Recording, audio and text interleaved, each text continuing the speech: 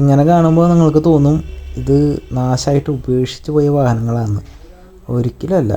ഈ കീരിയും പാമ്പിൻ്റെ ഒക്കെ ഒപ്പം ഇരിക്കുന്നത് ഓലേരെ സർവീസ് സെൻറ്ററിൽ ഇരിക്കുന്ന വാഹനങ്ങളാണ്. ഇതാ അറ്റത്ത് വരെ കാണുന്നത് വിൽക്കാൻ വെച്ചിട്ടുള്ള വാഹനങ്ങളും അല്ല കേട്ടോ, സർവീസ് സെൻറ്ററിൽ ഇരിക്കുന്ന വാഹനങ്ങളാണ്.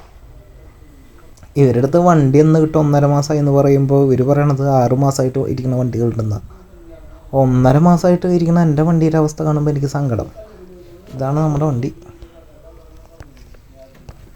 അപ്പോൾ ഈ 3-4 മാസങ്ങളായിട്ട് വണ്ടിയുടെ കാത്തിരിക്കുന്ന ആൾക്കാരുടെ അവസ്ഥയൊക്കെ ഒന്ന് ആലോചിച്ച് നോക്കിയേ.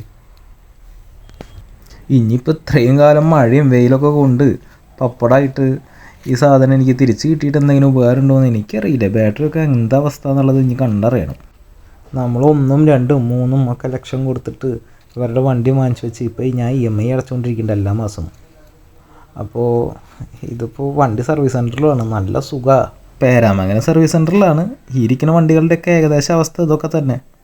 എന്തിട്ട് ചെയ്യവരൊക്കെ